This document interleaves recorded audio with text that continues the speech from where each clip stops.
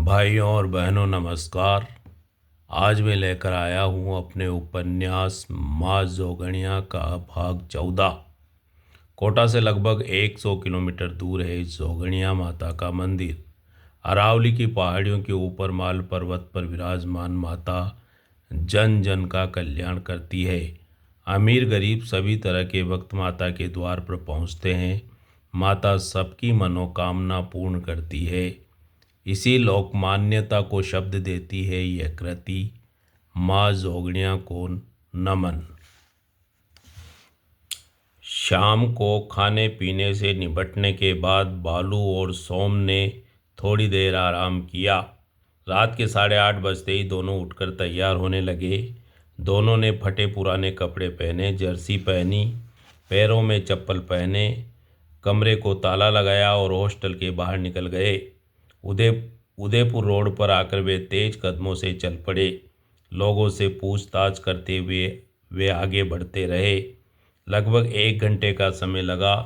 9:30 बजते बजते वे Aravalli stone factory के गेट पर पहुंच गए।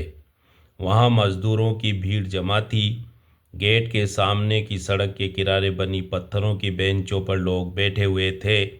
सोम और बालू भी एक बेंच पर जाकर बैठ गए। सामने गेट के ऊपर गार्ड हाउस की इमारत पर बड़े बड़े नीले अक्षरों में लिखा हुआ था, Aravali stone industries private limited. Factory के चारों तरफ ऊंची ऊंची दीवारें खड़ी थी। गेट पर खाकी रंग की वर्दी पहने 4-5 सुरक्षाकर्मी तैनात थे। फैक्ट्री के अंदर बड़ी बड़ी पावर लाइटों की रोशनी जगमगा रही थी। अंदर से मशीनों के चलने का तीखा स्वर सुनाई पड़ रहा था। थोड़ी देर बाद ही पत्थरों की बेंचों पर बैठे हुए लोग एक एक करके उठने लगे और सड़क के किनारे जाकर कतार में खड़े होने लगे। देखते ही देखते फैक्ट्री के सामने मजदूरों की लंबी कतार लग गई। कुछ समय तक बालू और सोम विस्मयपूर्वक नज़ारा देखते रहे। फिर वे दोनों भी अपने स्थान से उठ खड़े हुए और मजदूरों की कतार में आ खड़े हुए। इसी समय फैक्ट्री का छोटा गेट खुला। अंदर से 2 आदमी बाहर निकले, एक मुंशी और दूसरा फोरमैन। आगे आकर वे सड़क पर लगी कतार में से मजदूरों को छांटने लगे। जिसकी भी तरफ फोरमैन इशारा करता, मुंशी उस व्यक्ति का नाम रजिस्टर में लिख लेता और गेट के नज़दीक खड़ा कर देता। फिर आगे बढ़कर फोरमैन दूसरे मजदूर को छांटता। इसी तरह आगे बढ़ते हुए फोरमैन ने आज 15 मजदूरों को छांट लिया।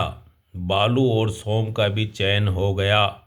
कतार में अब बूढ़े और कमज़ोर कुछ ही मजदूर बचे रह गए, जिनको फोरमैन ने वापस घर भेज दिया। इसके बाद आज के छांटे हुए मजदूरों को लेकर फोरमैन व मुंशी गेट के अंदर प्रविष्ट हो गए। फैक्ट्री के अंदर का दृश्य देखकर बालू और सोम विस्मित रह गए।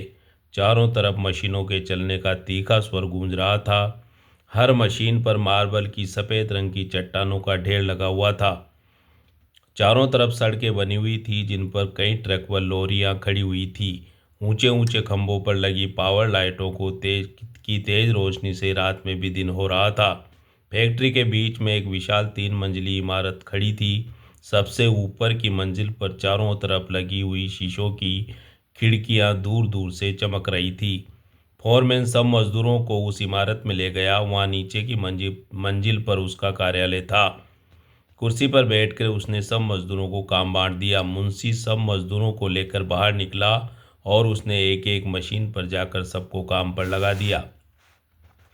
सोम को मशीन नंबर 3 पर काम मिला और बालू को मुंशी ने मशीन नंबर 12 पर लगाया। ये बड़ी बड़ी विशाल स्टोन कटिंग मशीनें थीं, जिनमें एक बड़ा डायमंड कटर तेज गति से घूमता था। मजदूर मार्बल की बड़ी चट्टान को क्रेन से उठाकर प्लेटफॉर्म पर रखते थे। मिस्त्री मशीन के कटर को सेट करता था और चालू कर देता था। प्लेटफॉर्म पर रखी चट्टान धीरे धीरे आगे सरकने लगती थी और कटर उसे काटने लगता था। थोड़ी ही देर में मिस्त्री विशाल पत्थर की चट्टान को मनचाहे आकार के चमकीले पत्थर के टुकड़ों का ढेर लगा देता था और दूसरी तरफ मलबे का ढेर लग जाता था। सोम को कटे हुए पत्थरों को उठाकर स्टॉक में जमाने का काम मिला। मुंशी ने सोम के साथ एक और मजदूर को इस काम में लगा दिया था। वे दोनों कटे हुए पत्थरों को कंधे पर उठाकर दूर सड़क के किनारे लगे स्टॉक में जमाते थे। रात गहराने के साथ ही ठंड भी बढ़ने लगी थी, लेकिन कठोर मेहनत के कारण थोड़ी ही देर में सोम के शरीर से पसीना टपकने लगा। गर्मी लगने लगी तो सोम ने जर्सी उतार कर एक तरफ टांग दी। जब मशीन पर लगी हुई पत्थर की एक चट्टान कट जाती तब पत्थर उठाने वाले मजदूरों को थोड़ा आराम मिलता। जब तक मशीन पर दूसरी चट्टान लगाई जाती, इधर उधर पत्थरों पर बैठकर वे थोड़ा सुस्ता लेते। दूसरी चट्टान लगते ही मशीन फिर चालू हो जाती। डायमंड कटर पत्थरों को लकड़ी की तरह काटने लगता। सोम और उसके साथ वाला मजदूर दोनों मिलकर फिर पत्थरों को ढोने लगते। इसी तरह रात भर मशीनें चलती रही, पत्थर कटते रहे, सोम पत्थरों को ढोता रहा। और सुबह हो गई। सोम थक कर चूर हो गया। दर्द के मारे उसके हाथ पैर टीस मारने लगे।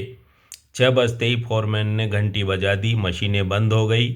मजदूरों ने राहत की सांस ली। सोम ने जर्सी पहनी, कपड़ों की धूल झाड़ी और अन्य मजदूरों के साथ फोरमैन के ऑफिस में पहुंच गए।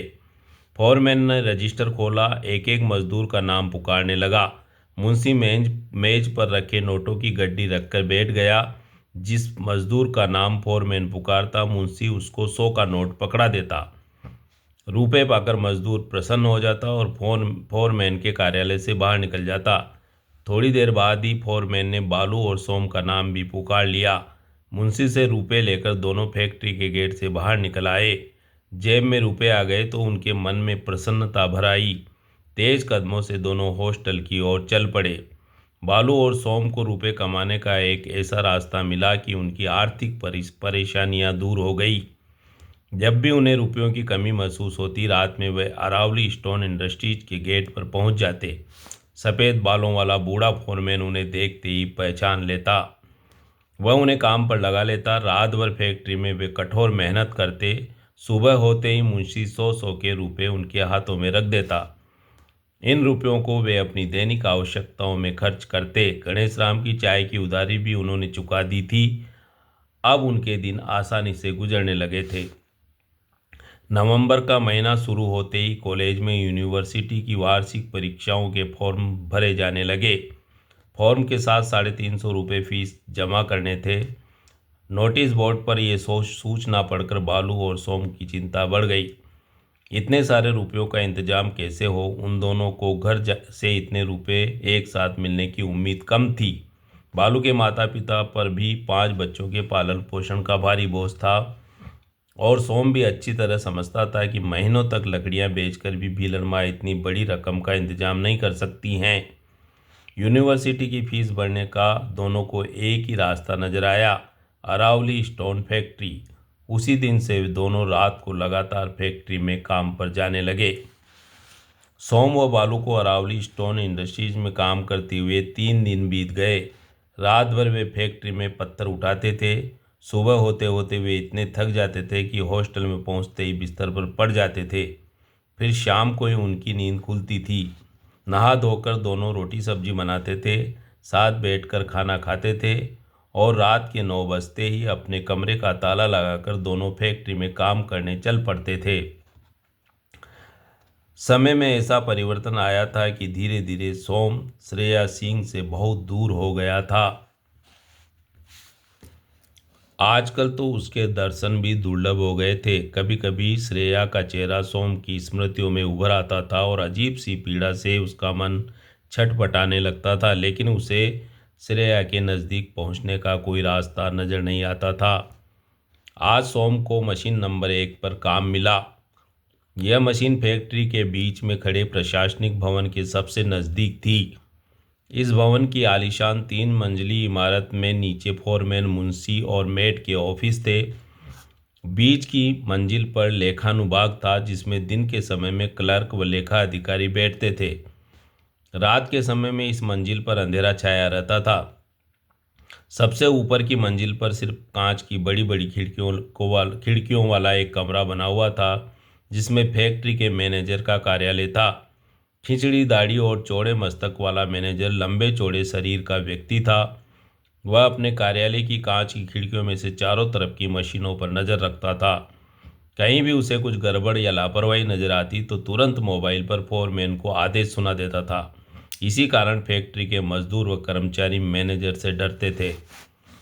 रात के 12 बज गए थे। सोम 2 घंटे से लगातार पत्थर उठा रहा था। उसका शरीर थक कर चूर हो गया था। कठोर परिश्रम के कारण ठंड में भी उसके बदन से पसीना निकल रहा था, लेकिन उसमें उसके मन में एक प्रसन्नता छाई हुई थी। सुबह आज की मजदूरी मिलते ही उसकी जेब में पूरे 400 रुपये इकट्ठे हो जाएंगे। कल वह कॉलेज जाएगा और परीक्षा की फीस जमा कर देगा। इससे भी बड़ी प्रसन्नता मन में इस बात की थी कि कई दिनों के बाद कल उसे श्रेया के दर्शन होंगे। जैसे ही ये विचार दिमाग में आता था, वह रोमांचित हो उठता था। श्रेया का मुस्कुराता हुआ चेहरा उसकी आंखों में प्रकट हो आता था। उसके पस्त हो रहे बदन में नई ऊर्जा का संचार कर देता था। सोम इन्हीं विचारों में खोया हुआ था, काम में लीन था। मशीन के कटे हुए पत्थर को वह कंधे पर उठाता था और दूर सड़क के किनारे लगे स्टॉक में जाकर रखता था। इस बार सोम ने एक भारी पत्थर उठाया। स्टॉक तक जाते जाते उसका दम फूल गया। कंधे से उतारकर उसने पत्थर को नीचे रखा और राहत की सांस ली। सीधा खड़ा होकर जैसे ही वह मुड़ा, सामने श्रेया को देखकर चौंक पड़ा। पीले रंग का काले बॉर्डर वाला नाइट सूट और सिर के लहराते हुए रेशमी बाल। अपनी आंखों पर विश्वास नहीं हुआ तो उसने सिर को झटका मारकर फिर देखा। सामने श्रेया ही खड़ी थी। सहसा वह रोमांचित हो उठा। उसका दिल जोर जोर से धड़कने लगा। आंखें फटी रह गई और होठों से शब्द फूट पड़े। श्रेया जी, आप यहाँ? हाँ सोम, ये फैक्ट्री हमारी ही है। मैं डैडी के साथ यहाँ आई हूँ। यह सुनते ही सोम की वो सारी बात समझ में आ गई। प्रशासनिक भवन के सामने लंबी कार खड़ी थी और तीसरी मंजिल पर मैनेजर के चैम्बर में लाइटें चमक रही थी। शायद ऊपर से श्रेया ने उसे पत्थर ढोते हुए देख लिया था और वह उसे देखने नीचे चली आई थी। एक नज़र उसे ऊपर से नीचे तक देखकर वह फिर बोली, लेकिन सोम, तुम यहाँ क्या कर रहे हो? मैं बहुत गरीब घर का हूँ श्रेया जी। माँ के ऊपर मैं अपनी पढ़ाई का अधिक बोझ नहीं डालना चाहता हूँ, इसलिए जब भी रुपयों की कमी होती है मैं रात में मजदूरी करने चला आता हूँ। मुझे यूनिवर्सिटी की परीक्षा की फ़ीस जमा करनी है, इसलिए 3-4 दिन से मैं यहाँ लगातार काम कर रहा हूँ। कल मेरे पास इतने रुपए हो जाएंगे कि मैं अपनी फ़ीस जमा कर दूँगा। यह सुनकर श्रेया स्तब्ध रह गई। सोम के इस रूप को देखकर वह विस्मयपूर्वक उसे देखने लगी। धूल में सना हुआ शरीर, फटे पुराने कपड़े, सिर के उलझे हुए बाल, पैरों में टूटी हुई चप्पलें और मासूम सूरत। विस्फारित नेत्रों से वह उसे अपलक देखने लगी। सोम भी उसे एकटक देखने लगा। दोनों के बीच में गहरी खामोशी छा गई। अचानक फोरमैन की आवाज़ सुनकर दोनों चौंक पड़े। फोरमैन श्रेया को पुकार रहा था। डैडी कार में बैठ गए थे और उसकी प्रतीक्षा कर रहे थे। वह मुड़ी और तेज कदमों से चलती हुई कार में जा बैठी। तो भाइयों और बहनों, ये था मेरे उपन्यास माँ जोगणिया का भाग 14। अगला भाग लेकर मैं फिर शीघ्र ही आपके बीच हाजिर होऊंगा। धन्यवाद।